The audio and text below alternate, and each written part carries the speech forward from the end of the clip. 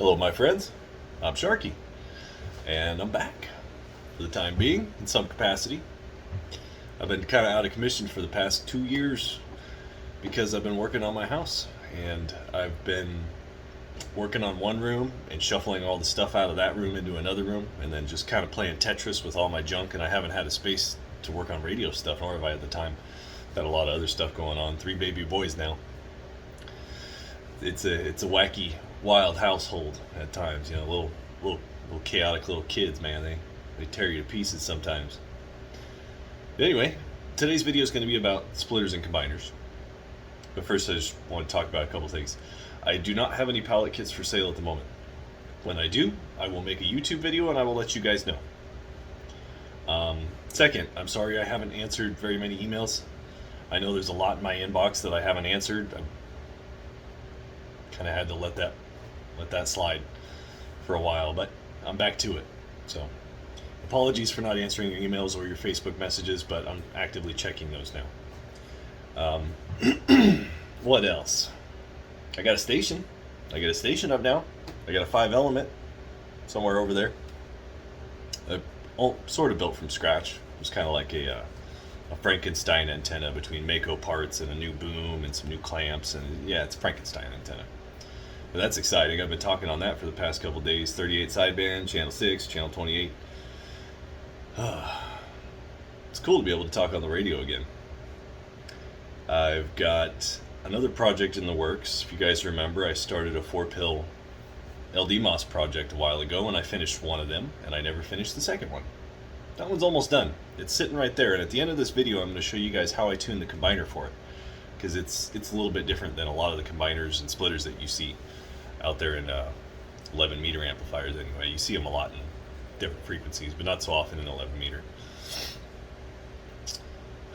Is there anything else I need to go over before we get to the splitters and combiners? I don't think so. Let's check it out. All right.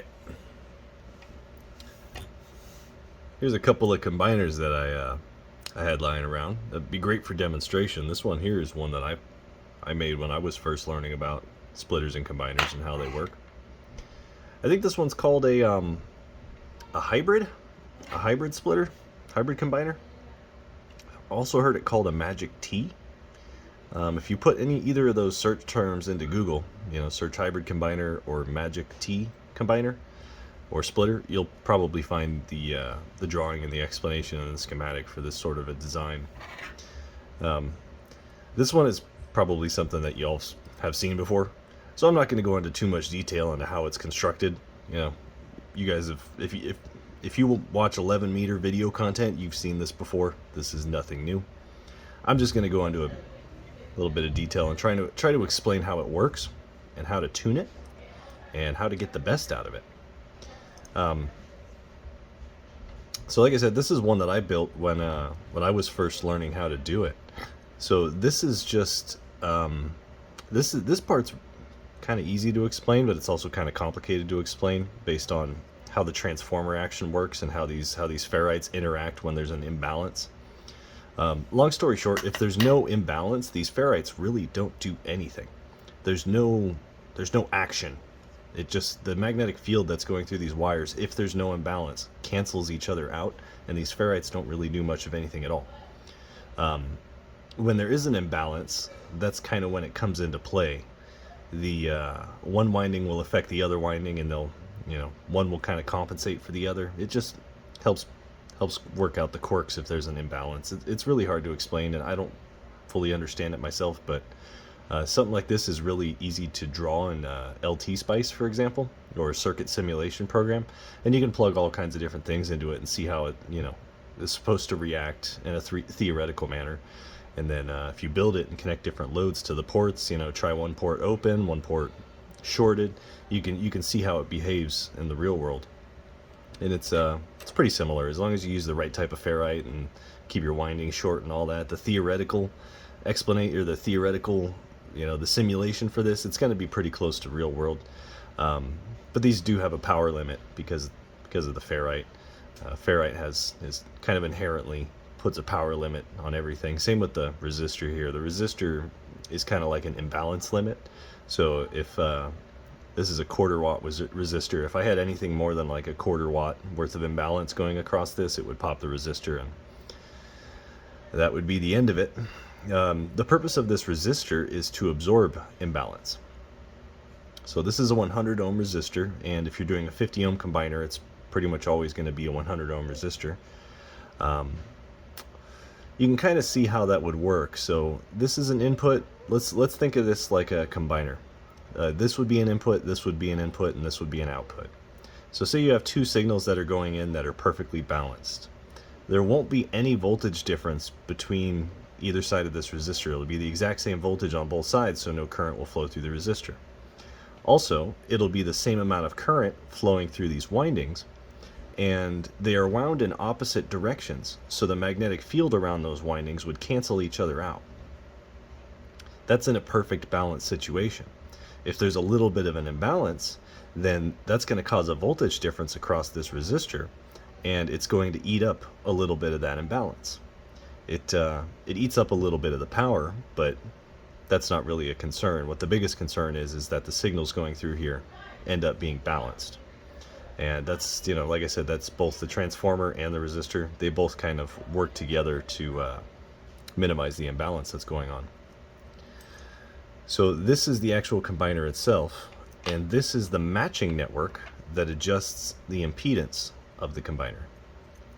For the rest of this video, I'm probably going to talk about it like a combiner, but a splitter and a combiner are the exact same device. It's bidirectional. It works both directions. It's the exact same circuit. It's linear, so if your circuit is well built, it shouldn't matter how much power is flowing through it. The impedance should be the same. So when you take a reading with a nano VNA, for example, it's putting out a couple of milliwatts. The reading that you get with that nano VNA should be the exact same impedance measurement that you would get if you were pushing 100 watts through it. Now, there's kind of a limit to that, and that's when the components can no longer handle that amount of power. Some things, they become nonlinear when you push more power through them. Ferrite is one of those things, but like I said, the ferrite shouldn't be doing anything. If there's no imbalance, the ferrite isn't doing anything. But if you have a lot of power going through there and there's an imbalance, then the linearity and the properties of the ferrite are going to matter.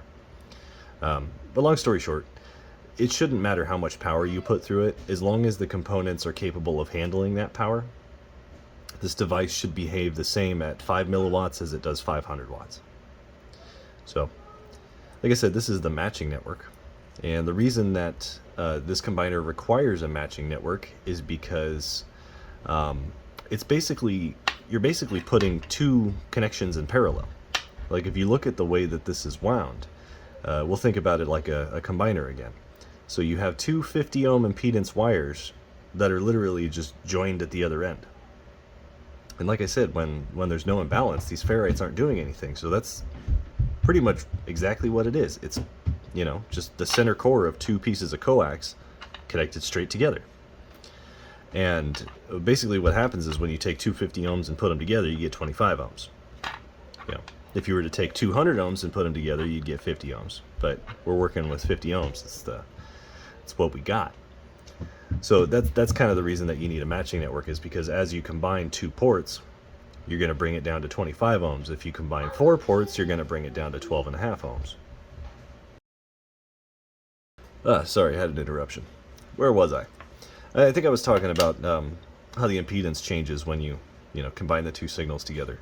If you're putting 2 together, you get 25 ohms. If you're putting 3 together, I forget what that is. It's like 16. I forget that one. 4 of them is 12.5 ohms. So, it's just basic resistors in parallel, impedances in parallel. You're literally just joining them together. So if you got 3, you're joining 3 wires together. You got 4, you're joining 4 wires together to the same point. And the impedance at that point is going to be much, much lower. So that's what we need the matching network for. The matching network that I have here is an L network. It's a capacitor and an inductor, and I had to use 2 capacitors to get the right value, but that's basically what it is. It's a capacitor and an inductor. And its job is to bring that 25 ohm impedance back up to 50 ohms. And that's all that there is to this type of combiner or splitter. Here's one that I made that's a little bit tidier. It's kind of all on the same circuit board, but it's the same thing. It's the exact same thing. So you guys have probably seen these in 3-port, 4-port, 12-port, you know, many, um, many more cores, many more connections. It's the same principle. The way that the windings are wound is it's different on the schematic than it is for a 2-port. Like if you look at the schematic for a 2-port, it's fairly simple, but you add on a 3-port and it's kind of like a star pattern now. A 2-port has one single resistor, a 3-port has 3 resistors, a 4-port has 4 resistors. So, like I said, the 2-port schematic is a bit different from 3 or more ports, but it's really the same idea.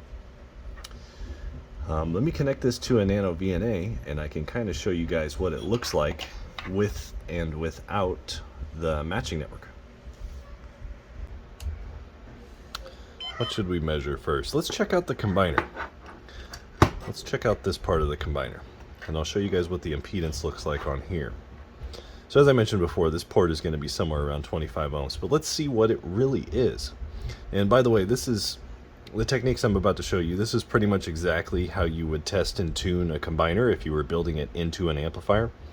You would connect your VNA in the same way. You would use 50 ohm resistors, just like I'm about to show you. And that's the way that you actually tune a combiner inside of an amplifier. Maybe you do or don't use SMA connectors. I certainly like to. I think that they're fantastic. But you take 50 ohm resistors and you put them in place of your amplifier stages.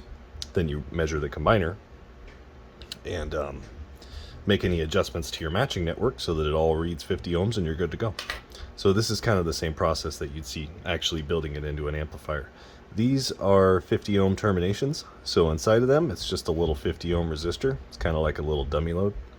I'm going to put these onto these 2 ports. So in this case we're looking at it like a splitter, but remember, it works both ways. It goes both ways. It's totally bi. So if you're using your Nano VNA and measuring it like it's a splitter, it should work perfectly the other way as well once you get it tuned. And I got some of these quick adapters. You know what, let me try one of these quick adapters. I bought these the other day and I have not tried them. They're the cheap ones, so they're just like missing the threads. I don't know if they're going to be any good. I saw some that have like little gold-plated prong teeth in there, so it actually kind of springs down onto the threads. If this doesn't work, I'm going to get some of those because those look really nice.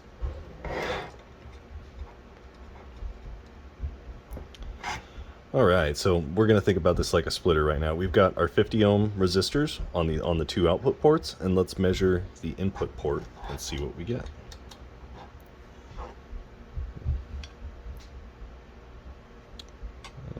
This is designed for 27.2, so let's go down to 27.2. Seems to be pretty much the same all across. What is this measuring from? This is measuring from 25 to 30 megahertz. You guys can probably see that. But the impedance that we're getting is not correct. I think I'm having a bad connection problem here. Yeah, there's connection issues here. That is not right.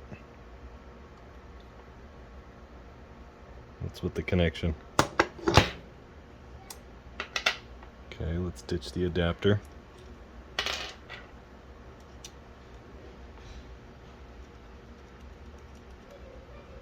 Apologies for the connection issues.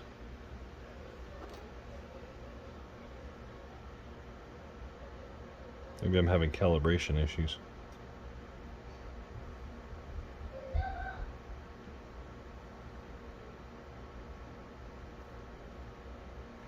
Maybe one of these 50 ohms is bad. Okay, that one made a difference.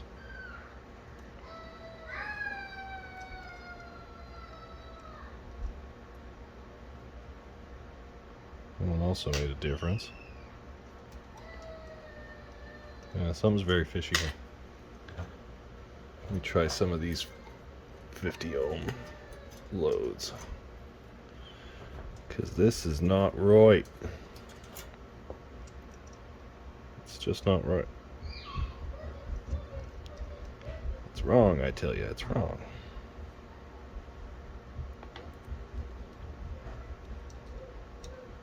I swear this happens all the time. Bad connections and such. Okay, there we go. One of these 50 ohmers is bad. That's not good, because I tuned something with those. I'm going to have to go back and retune it. Alright, so that's the impedance that we should see. 25 ohms with a little bit of inductance in there. It looks like it's pretty flat across the band. So when you're actually using this in an amplifier, you need to match it to whatever impedance you're using, and we're using 50 ohms. So we need to take that 25.6 J 4.5 up to 50 ohms, and we do that with an L matching network. Let me plug this bad boy in, see if it matches.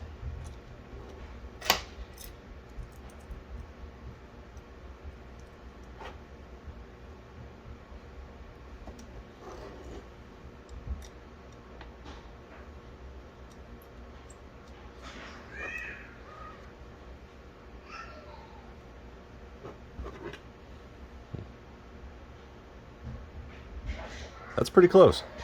That's a pretty good match. That's good enough for most things. That's good enough for me. Let's plug in the VNA to a couple of different ports and see what we get. So if we plug it into either of these two ports with a 50 ohm load here, we should get 50 ohms on both these ports. Sometimes it's a little bit different.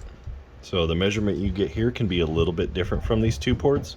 And these two ports can also be different from each other depending on how perfect and even your winding is and how, even the cores are.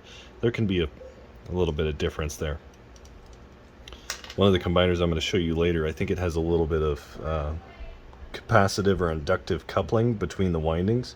So even though it's measuring perfectly 50 ohms here, these two are measuring a little bit lower, or rather the other 4 ports are measuring a little bit differently. So it's not always going to be flawless. The measurement's a little bit different, but it's definitely within the ballpark. If I were to use this on an amplifier, it would work great. Now I've got the VNA connected a little bit differently. We're going to use port 2 to measure the signal that's coming out of this. So right now we're using it as a splitter. We've got our port 1 connected to the single port, to the common port, and then we've got our port 2 on the Nano VNA connected to one of the other ports. So if we look at it, the green traces are Smith chart reading for port 1. So this Smith chart is the impedance that the Nano VNA is seeing. The yellow, what is that number? Yeah, yellow wire. The yellow trace on the Nano VNA is the SWR. So you can see it's pretty good. And then the blue trace is the signal that's returning back in, and it shows us the amplitude of that signal. So right now it's showing that the signal is about minus 3 dB. So that means that the signal coming back in here is about half of what's going out. And that makes perfect sense. If we're using this as a splitter, say we have 1 watt coming in, we're dividing that by 2 ports, it's going to have about half a watt at each port. And the same is true when you're using it as a combiner. If you have 1 watt coming in here and 1 watt coming in here, and those two signals are perfectly matched, they're the same phase, amplitude, frequency, all that good stuff, it's going to combine those two and you're going to get 2 watts coming back out here. One more thing I wanted to demonstrate before we move on a little bit is the impedance on the matching network. So I don't remember what the impedance was when we measured from this port, but I know it was about 25 ohms. You can check your matching network, and basically your matching network is transforming 50 ohms to be the same impedance, but with the opposite inductance or capacitance. So let's read this backwards and see what it looks like. I remember that when we measured this port, it was 25 ohms with a little bit of inductance, or a positive J number on this port. I always get confused on which one's inductive or capacitive, positive J versus negative J. But it was showing a positive number for the J. So this one should have the exact same number, but with an opposite sign. So if this was showing, just for example, 10 ohms J5, this should be 10 ohms minus J5, and that will be an exact match to bring these two up. So if I put a 50 ohm load here, I should get the same ohms as what we were seeing here, but with an opposite sign on the J. And of course, one of these 50 ohm loads is bad, which is frustrating because I actually tuned something with those. And now I'm gonna have to go back and redo it. Let's see what we get.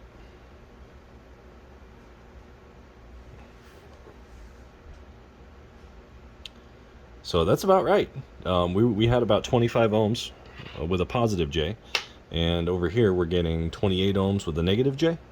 So that's a pretty close match. It's not perfect by any means, but it's definitely a very low SWR, and it would be no problem for use in an amplifier.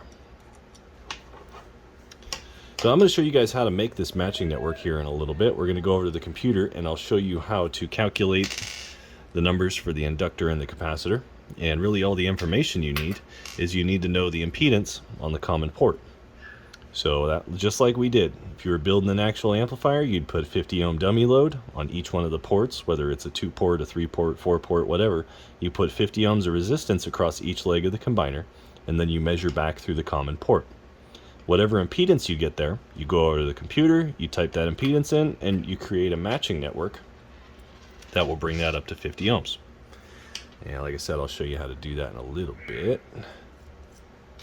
But if you take a look at this one here, these two are basically the same circuit. This one's just a little bit nicer, and the values are about the same. So the process, once you go over to the computer and get your capacitor and your inductor values, you're probably going to go over to your parts bin, pick out some capacitors, maybe wind an inductor, check it with your meter, and then you install all the parts, plug it in, and it's not quite right. When that happens, you kind of got to tweak on the inductor a little bit. You know, just move it around with a screwdriver, spread the coil around.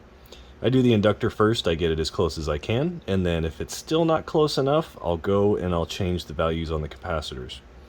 If you want a 1.00 SWR, a perfect match, you're going to be here for a long, long time, because every picofarad matters.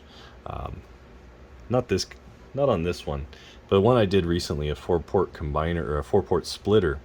I had these capacitors have a tolerance of about 5%, and I took one of them, put it in, and it wasn't quite right. It was like a 1.2 SWR. So I went back in the bin, grabbed another capacitor with the same markings, but it was actually a different value. It was like 10 picofarads less because of the 5% tolerance. So I took that lower value part, put it on here, and it worked great. It matched right up. So that's pretty much all you got to do to tune these bad boys, is know where to start, which I'll show you in a little bit. Solder some parts on there, see how it goes, and adjust to make it right. And then once you're done, you pull your dummy load resistors off, you connect your amplifier stages. If this were a combiner, this would be the output of the amplifier going to here and here, and then this would go off to a capacitor, an inductor, and then to your output relay, and out to your antenna. As an input splitter, this would be the input. You would have an inductor and a capacitor once again going into here. So just like this, you'd have your signal coming in here and then splitting off to the input of your two amplifier stages.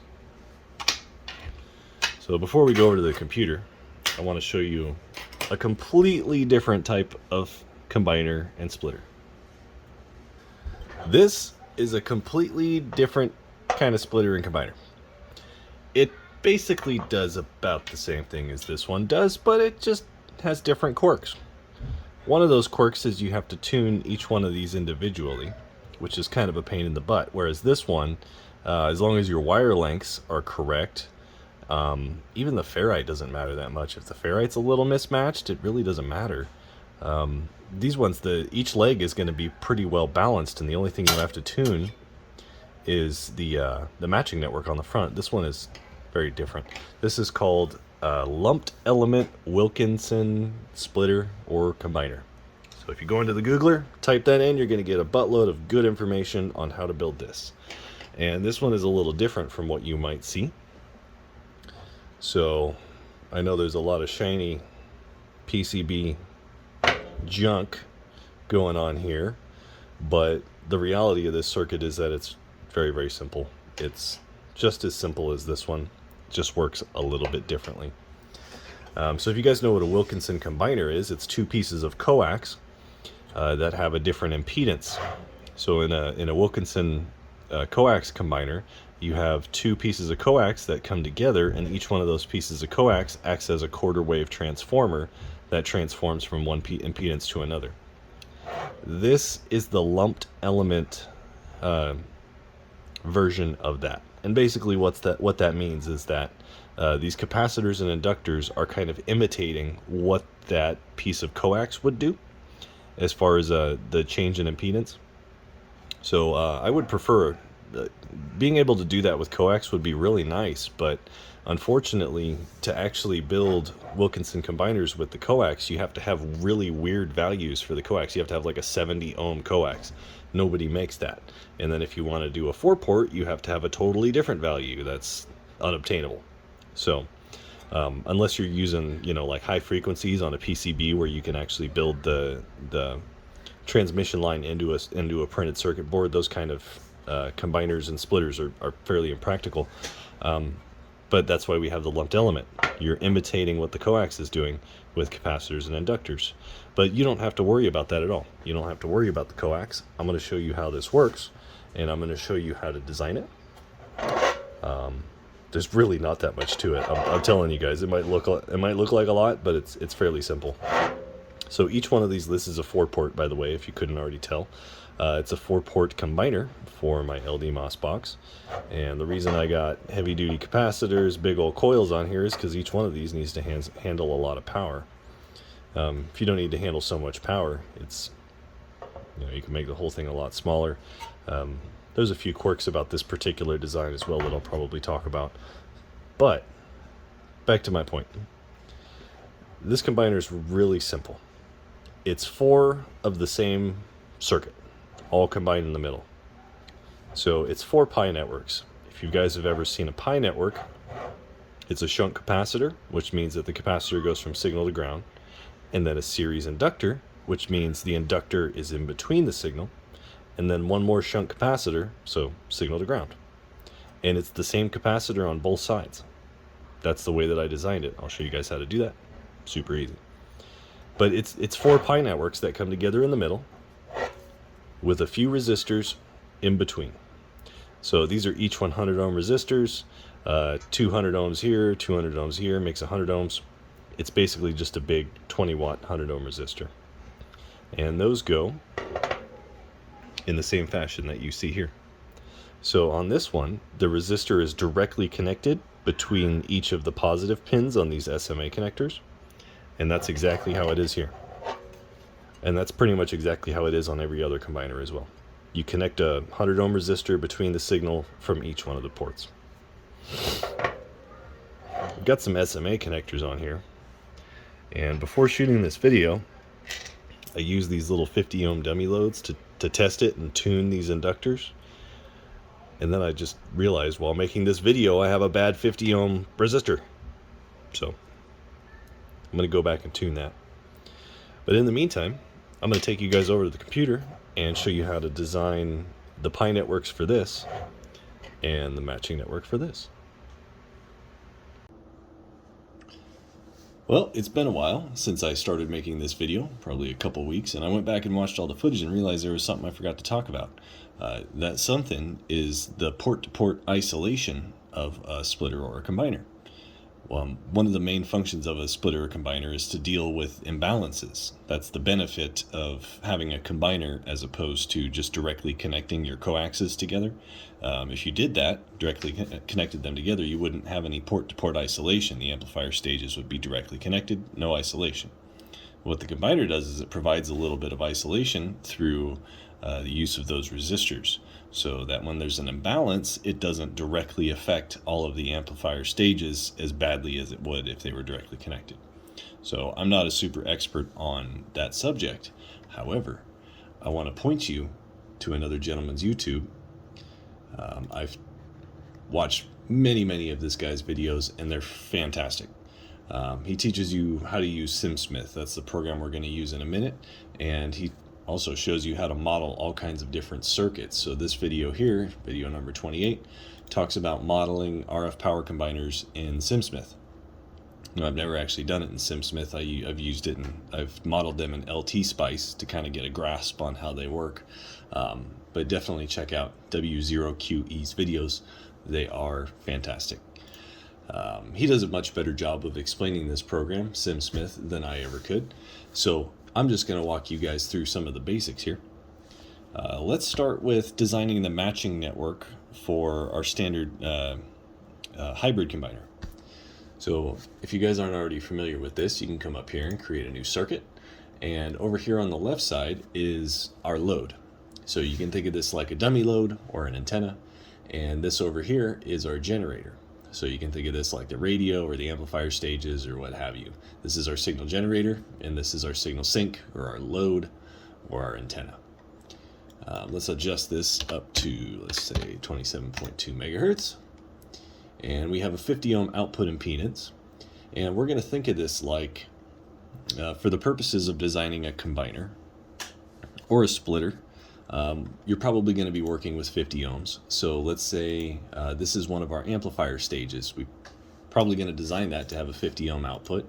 If you wanted it to be something different, you could certainly do this process with a different impedance. But that's probably pretty uncommon. So let's think about this like a single stage of our amplifier, and let's think about this like the input to our combiner coil, or the common port on our combiner coil. So let's design the matching network for that. When we measured that common port as a combiner, I think we got 25 ohms, J5. It was something like that. Let's go with that. So if we just directly drove that with a 50 ohm load, we would get a pretty bad SWR of 2 to 1. We would have very bad power transfer coefficient. Only about 88.5% of our power going in would make it to the other side. So we can solve that with a matching network. And SimSmith has a handy little tool, this one here. This is an L network. So I don't know if you saw where I was pointing, but down here, the L network automatically configures to give you the correct values of capacitor and inductor for an impedance match. That's super handy. You can see the effects of the capacitor and the inductor over here on the Smith chart. By the way, this is a great program. It's very handy to learn about how transmission lines and transformers and all the different stuff works, and you can see it visually over here on the Smith chart, how it reacts with your signal. Fantastic program. I strongly recommend learning it. But anywho, this is our matching network that I had on the little printed circuit board that was kind of cheesed together. I'm pretty sure the values are about the same as well, because I think this was the measurement that we got. So over here is our capacitor. We have a value of 116 puffs, and here is our inductor, 117 nanohenries. Bam, that's all there is to it. Come over here, grab this block, automatically matches up. I think you can even change this value over here, and it automatically adjusts for that as well. So we could take these numbers and go over and build an L network and try it out. There's a good chance it's going to be pretty close, but it's probably not going to be perfect.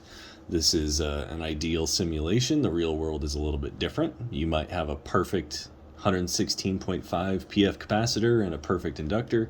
You solder them onto the circuit board, and it still doesn't give you a very good match. So you can always use adjustable capacitors. The little Arco tuning capacitors are great for figuring out what value you actually need. And for inductors, generally what I do is I take my inductor meter, I wind a coil that's really close, I'll install it on the circuit board, and then I'll spread the coils apart or squeeze them together to get my match. And like I said, the Arco tuning capacitors are super handy. So if you were building one of those combiners or splitters into an amplifier, let's just say, for example, you're building a 4-pill amplifier. So you're going to use a 2-port combiner, and the values on that 2-port combiner are going to be pretty much the same on every amplifier. As long as your combiner design is the same, these values are going to be the same. What you can do is you can go in and you can build one perfectly, record the values and the dimensions that you used, write those down in a notebook, and you'll probably never have to go through the trial and error process again. You'll already have those values figured out. No problem. So this is a simple L matching network. Let's go on to the other type of combiner that I showed you guys, the lumped element Wilkinson combiner. And let me just draw out the one that was in, the one that I actually showed you guys. Let me see if I can draw that circuit out. So what we have is a 50 ohm input impedance to each one of those ports. And on the other side, we want to raise that to 200 ohms. The reason for that is because 4 200 ohm signals combined together in parallel makes for a 50 ohm signal. So for example, if I wanted to do a 3-port combiner, I would do 150 ohms. That's because 3 150 ohm signals in parallel makes a 50 ohm signal. Likewise, if I wanted to do a 5-port combiner, 250 ohms. If I wanted to do a 2-port combiner, 100 ohms. You get the idea. So in the combiner I actually showed you guys, we're going to shoot for 200 ohms. Well, I forgot what I was doing there for a second. I haven't done this in a while, so I had to go back and take a refresher. I kind of shoot these videos completely off the cuff with no preparation whatsoever. I'm sure you can tell. But anyway, I fiddled around with it a little bit, and I made a network that works. Now, this isn't the one that's actually on the combiner. I'll show you that in a minute. But this is one that would work, just for example. So over here we have 120 puff, some nanohenries, and another capacitor over here. And that brings our impedance from 50 ohms, curves around the Smith chart, brings us up here to 200 ohms. So this network would work, but I chose a different one. And I chose it because of its filtering capabilities. So a network like this is inherently going to be very narrow banded, and it's probably not going to let any higher frequencies through. That's actually why I chose a pi network altogether, because I could have just done one of these and made it an L network. But I went with the pi network for its filtering capabilities. So the values that I actually have are 59 picofarads on either side. And then my inductor, something like this. So that's the actual values that I chose for that design. And with this program, what you can do is you can sweep different frequencies through it and see how well it rejects harmonics. So I spent some time doing that, and I came to the conclusion that this is a pretty good circuit that does a great job of rejecting harmonics. So I went forward with it. Another thing that you have to keep in mind when you're building combiners like this is how much power are you going to be putting through the circuit. So these capacitors are really prone to getting hot, and that's kind of the nature of them. With SimSmith, you can see how much current would be flowing through these capacitors and through your inductor at any given time with any given mismatch. So if your antenna is 1.5 SWR versus something else, you can check that and see how your capacitors and inductor are going to hold up. And we can do that by giving that a variable name. And then let's say we want to run 2000 watts through it. So we got 2 kilowatts going through our network, and we can look at these numbers here and see what the voltage and current is going to be across and through that capacitor. So I believe this number here, the first number is the voltage across the capacitor, 316 volts RMS. And then this second number is going to be the current through the capacitor. So we've got 3.2 RMS amperes of current flowing through this capacitor. That's quite a lot. That's enough to blow up a lot of different kinds of capacitors. So when I chose the capacitor for this, I used a very, very good, I think it's a NP0 or C0G ceramic capacitor designed for RF currents. You can't just put any kind of capacitor in there and hope it's going to work, especially when you're pushing 2 kilowatts. Now, if you're only doing 100 watts or something like that, you'll get away with a 500 volt silver dipped mica capacitor, no problem. Metal clads are good, but they definitely don't handle voltage that well.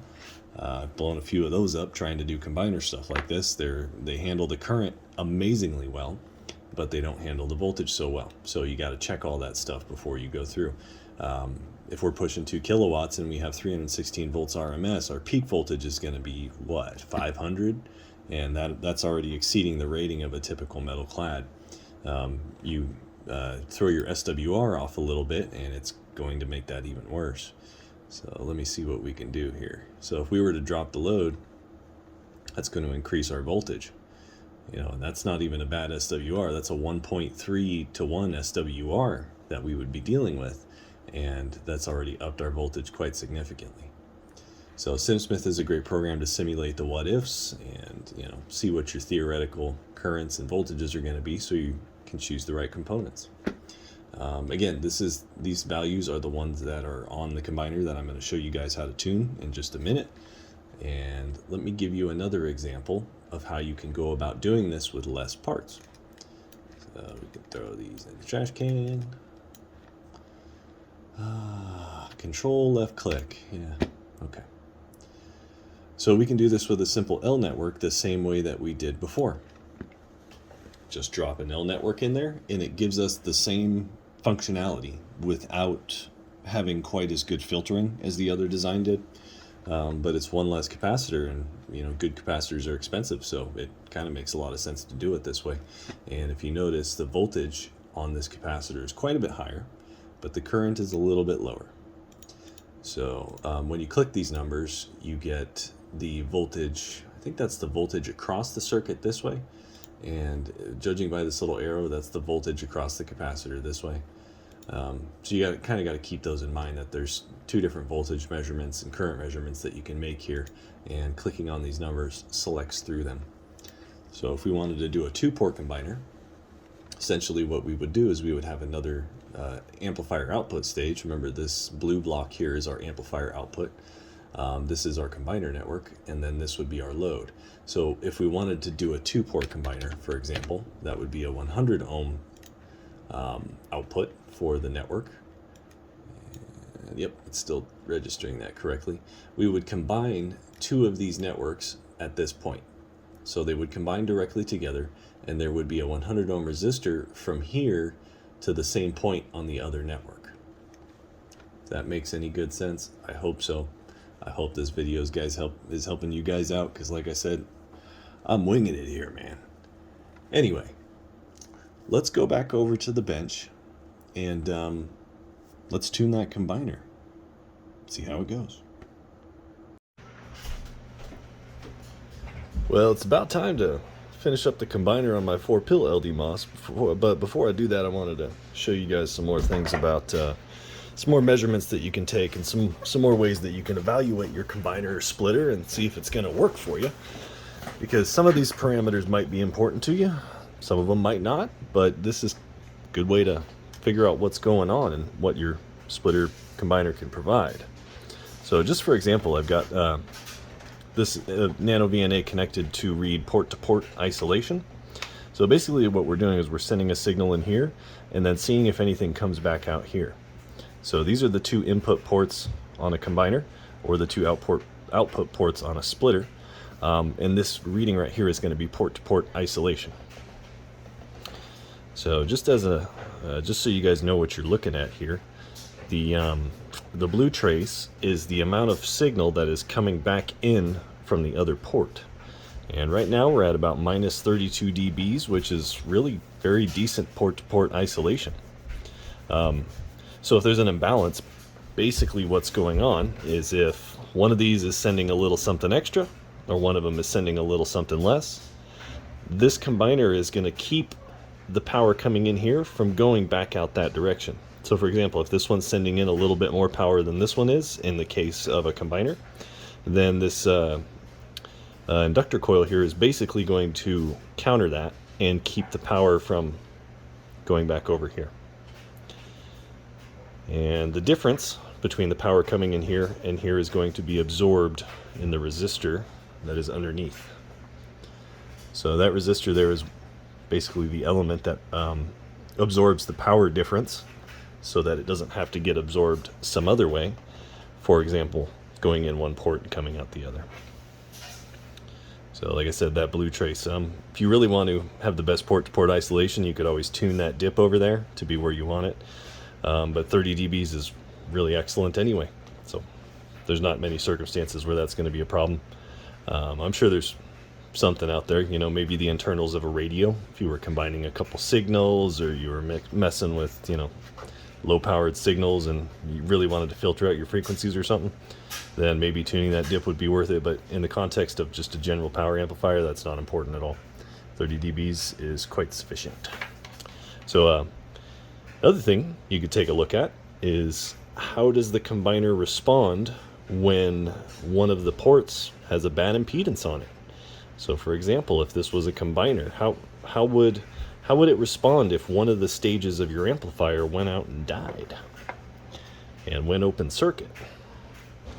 Let me disconnect this here, and we'll pretend like this is a combiner, and the stage coming into here just completely poof and disconnected from the circuit. You can see that the stage that's still active is still getting a very, very good SWR. Now this comes with a caveat. When this kind of a situation happens, if you have one good stage of your amplifier and one bad stage, something has to absorb the difference between the two ports, and that's going to be the resistor underneath.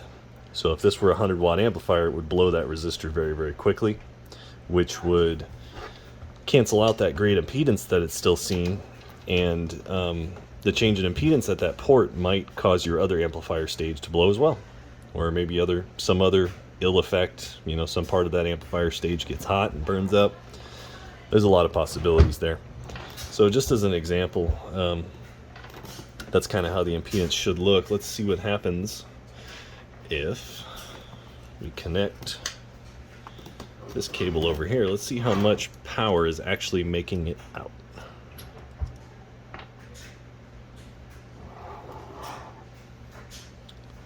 All right, what are we seeing here?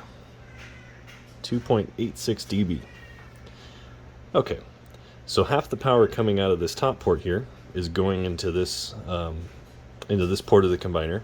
There's nothing connected here, yet we're still getting only half of the power from this incoming port to the outgoing port. So half of the power coming in is being absorbed by that resistor underneath due to the inductive reactance here. Not really inductive reactance, it's more of a transformer. So kind of what's going on is when these two ports are balanced and you have the same signal going through both, the magnetic field cancels out. When you have one signal going in and nothing to match it on the other side, that creates a current in this transformer, which induces a voltage on the opposite side. That voltage cancels out half of your power in the resistor in this case. If the imbalance is much more minor, then you're only going to have, you know, a small amount of power that's absorbed in that resistor. But that's kind of what the inductors here do, or this transformer does. It creates a voltage that's kind of proportional. Don't quote me on that. It's somewhat proportional to the difference between these two ports, and then that voltage is canceled out in the resistor. And the whole purpose of that is to maintain a good impedance here and a good impedance here, even if the two don't line up. So yeah, let me grab that other combiner and we'll get to it. This combiner has been fairly well pre-tuned off camera, and the reason that I did that is it's fairly tedious, kind of a pain in the butt to tune each one of these inductor coils individually, but I'm going to give you guys a rundown of how I did it. So first things first, we need to figure out a way to get a dummy load on each one of these ports, and I just use SMA connectors because I like to connect the VNA to each one of these ports in sequence and make sure that they're all balanced and providing the same power and phase out of each one of the ports. So I like to use the SMA connectors. The downside is that these little dummy loads, I'm pretty sure I've been through at least 5 of them. They have SMA resistors inside, and after you use them over and over again, the little SMA solder connections, they break, and these things just poof randomly go bad. I had that happen the first time I was tuning this coil, and I didn't realize it until I was making this video. So I think I'm going to get in the habit of checking these before and after I tune something, just to make sure that they didn't, you know, pop in the middle of the process. But anyway, I've got these SMA connectors. I buy these in bulk just because I use so many of them. I buy, 50 or 100 at a time. I've got these soldered in place of where the coax connections would be for the 4 amplifier stages. And I've got one on each port, and I've got one underneath for the common port. So that one is there. The reason I connected it with all these wires is to hopefully be in the center of the circuit. So if I were to put that connector over here, it might be a little imbalanced. It might get a little bit more power from one port or another. I just like everything to be physically centered. so that it doesn't have unequal stray capacitance or inductance or anything like that. This combiner is by no means a shining example of a perfectly engineered device. This is my mud duck engineering, and it has flaws. And I'm going to try and kind of break down what those flaws are so that you guys are aware of them should you choose to make your own combiner.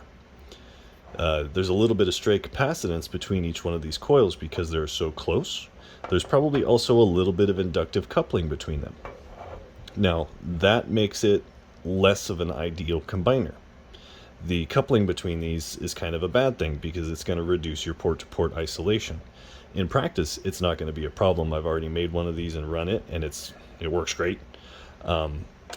Port-to-port isolation really doesn't matter that much anyway, because if this amplifier becomes imbalanced, these 20-watt resistors are not going to hold up to 2,000 watts of imbalance.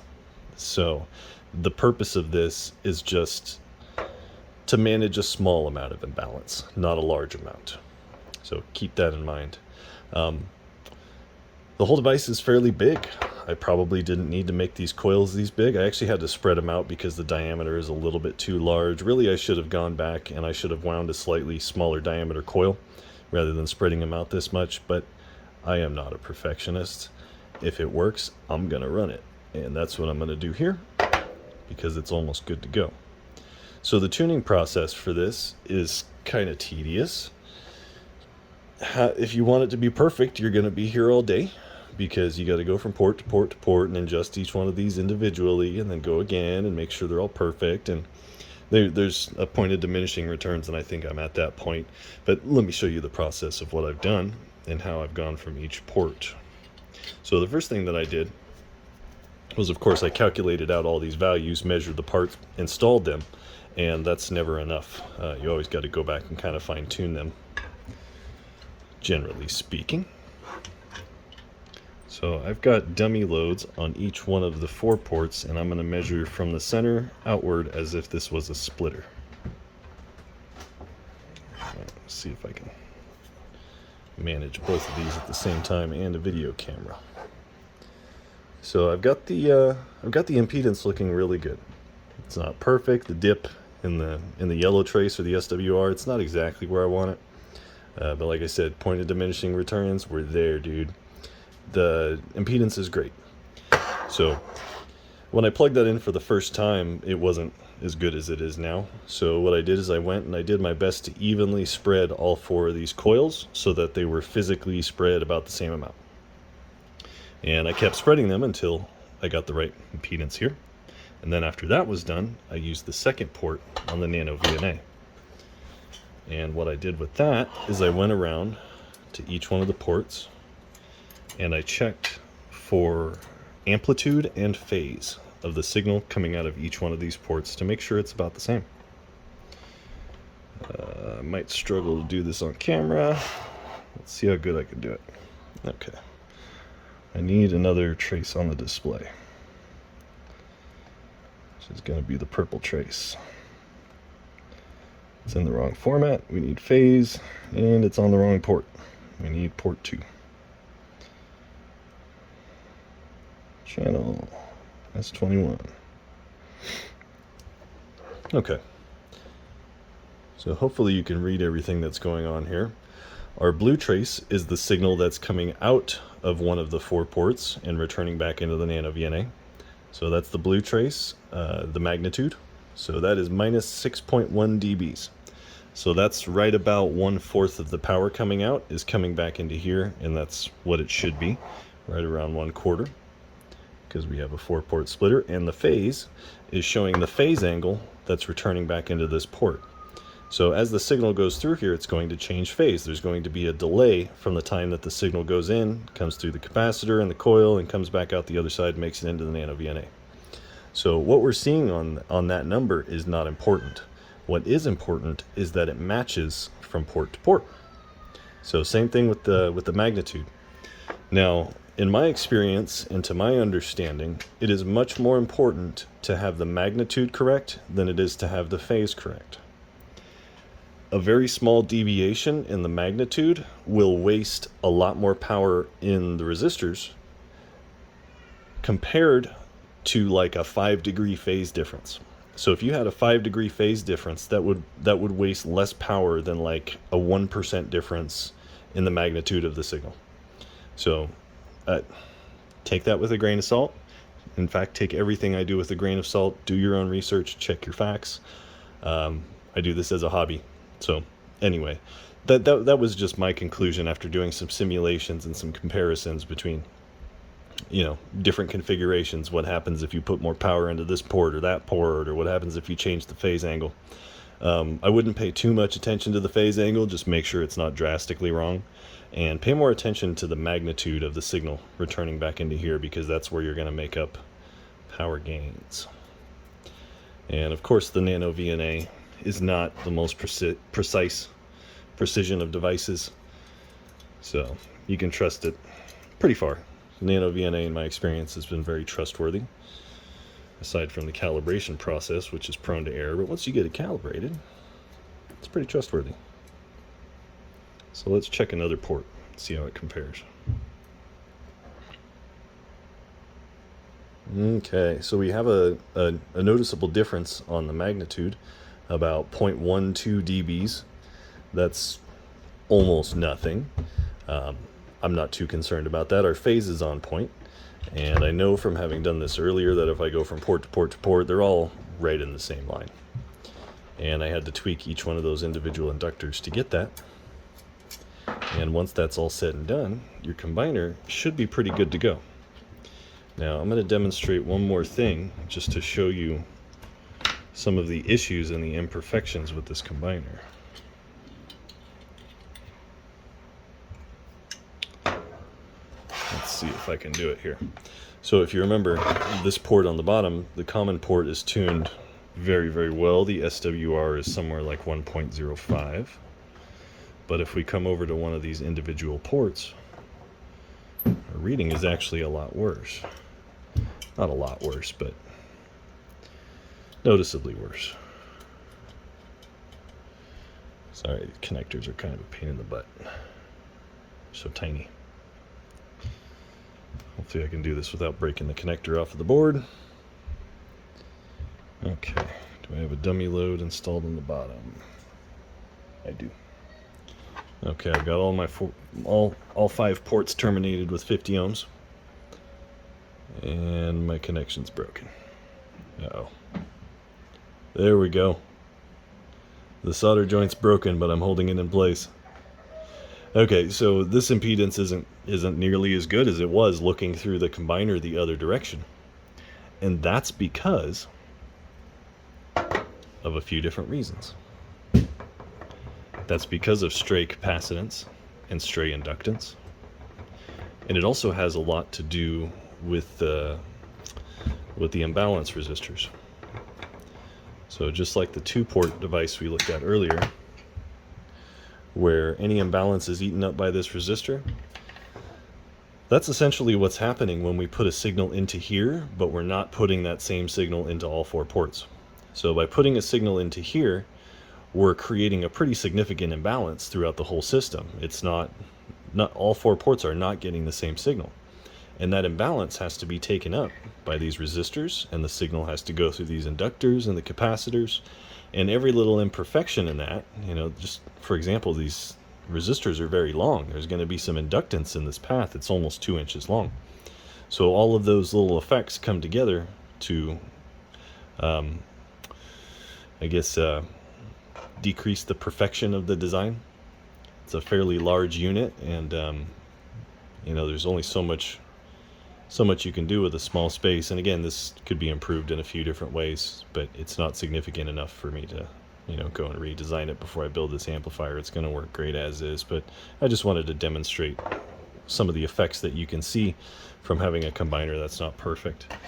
And I'm kind of wondering what the port-to-port isolation is on this. Let me see if I can take the port-to-port isolation measurement, even though this solder joint's broken. I'm going to give it a shot. I'm going to give it an honest try here. Let's see what happens.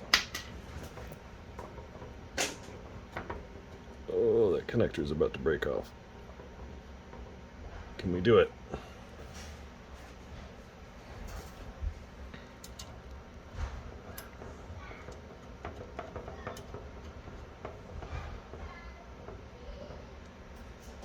Can we do it? Yes, we can. Oh no. Come on. No. Can I get it? No, the connector's broken. There we go. 21 dB. I don't know if you saw it flash on it. There it is. Okay, our port-to-port isolation is about 21, 22 decibels. That's not as good as the other combiner, and that's just because it's a much bigger device. There's more stray reactance amongst things, and the path between one port to another across those resistors is much longer. It's got more stray inductance. These resistors probably aren't as non-inductive as the other one is. Anywho, I'm satisfied with this. I gotta fix that solder joint, put a dummy load on it. I'm gonna leave dummy loads on all 4 ports, and then I'm going to install this in the amplifier and then tune back through the relay into this combiner. So that I know that this port is already, our center port on this device, I know it's already really close to 50 ohms, so I can use that as a reference for how the relay and the wiring inside the amplifier is changing the impedance. And I can use that measurement to go in and tune the relay or any other component as necessary. Let me get set up for that and let's do it. I've got the combiner installed in the box and we are ready to tune it. Let me explain what's going on, what we've got connected where. So right now on the 4 ports of the combiner, I've still got the dummy loads in place. The center port comes down and connects to these 2 terminals. So I'm basically using both sides of the relay in parallel. So it's kind of like a single pole double throw instead of a double pole double throw. And that's just because I have a separate relay for switching the input signal. I didn't use this relay for the input and the output. I used this one solely for output and this one solely for input.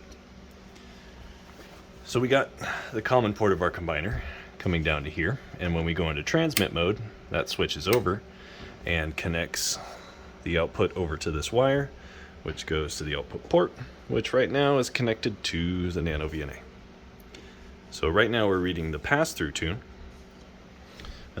When the contacts are in the up position, it goes back through here and then over through this relay and back out of this port. So this port's got a 50 ohm dummy load on it right now so that we can see the pass-through tune as well as the output tune on the relay. Let me switch over to the output tune. So I just clicked on the relay there, and I'm going to turn the camera so you guys can see it. So if you remember, before we connected it to the relay, we had a negative J component there, so we actually had a little bit of capacitive reactance. Well, now because we connected the relay in line, we have an inductive reactance, and that's because this relay is basically, for the most part, acting like an inductor. Now with these relays, there's going to be stray capacitance, into different places. There's going to be some resistance, but the bulk of how this affects the signal is just going to be series inductance. So in order to get this tune to be a little bit better, we're going to have to cancel out that series inductance. And there's plenty of ways to do that. I'm going to show you guys a couple of the easy ones that you may have seen. Okay. So we can think about our relay as a series inductance. So if we pass our signal through here, our relay is going to act like an inductor, add a little bit of inductive reactance.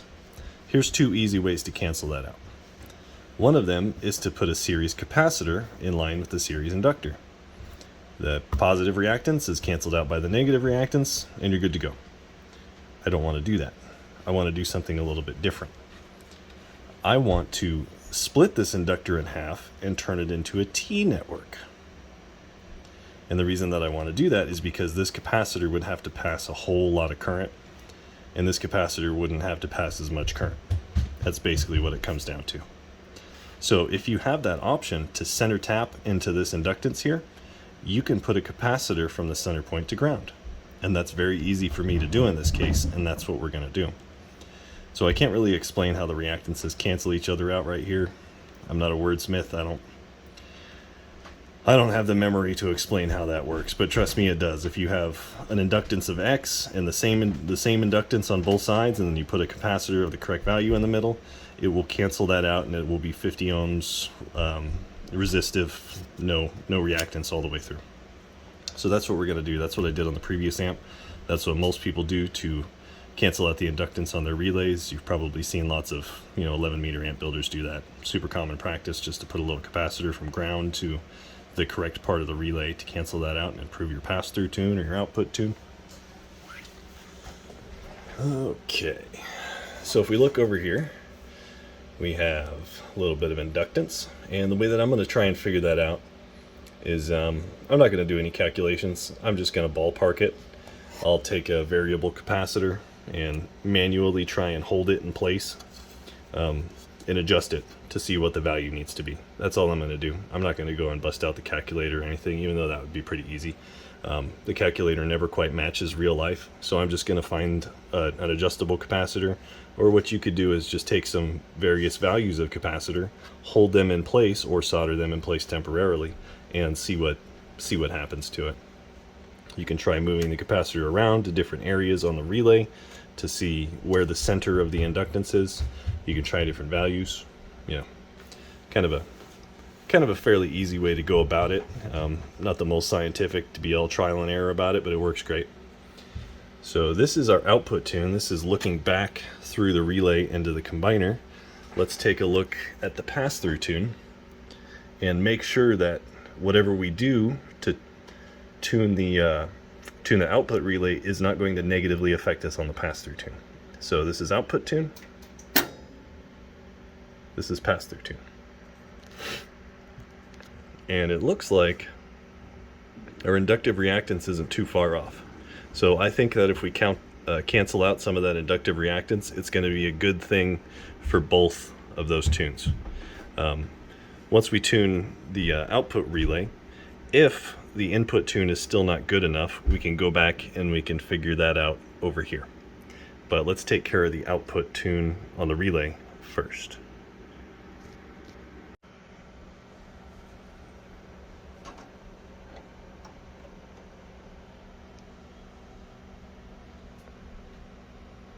That's pretty close.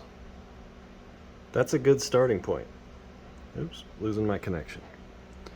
But all I'm doing is I'm just holding an adjustable capacitor in different places to give it a try. And that right there looks pretty close. So I'd say that's a great starting point. The trombone capacitor I install in here is going to be adjustable anyway, so maybe when we get that in there, we can tune it a little bit closer. Well, the capacitor I needed ended up being about 27 picofarads, and it looks like it needs to be connected over here. So that's with the capacitor, and that's without. That's with.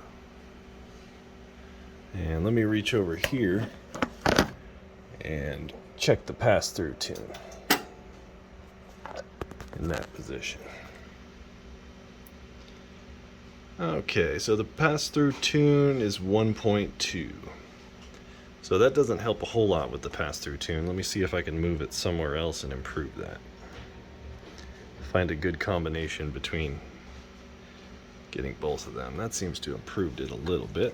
What if I bring it over here? 1.16. Yeah, it's not really changing it a whole lot. So it looks like that's about where I'm going to put it. Alright, I got the slide tube capacitor installed, and here are the results. That's pass through. Come back to that in a second. Now this is the reading going back through the output, through the relay, and through the combiner and into the 4 dummy loads that are on the combiner right now. It doesn't get a whole lot better than that. Now the problem is it didn't really fix the pass-through tune. That's the pass-through tune. So long story short, I'm going to do the same process, trial and error. I'm going to try a variable capacitor on this relay and see if I can improve it. And that's the pass-through tune. It's about as good as I could get it. Took a 20 puff capacitor, but that's more than good enough. So that's pass-through, and that's output tune. I did not mess with the input. I'm sure it's good enough. And even if it's like 1.2, 1.3, I'm fine with that. Well, that about wraps it up. I know this has been a long video, and I know it was kind of scattered about.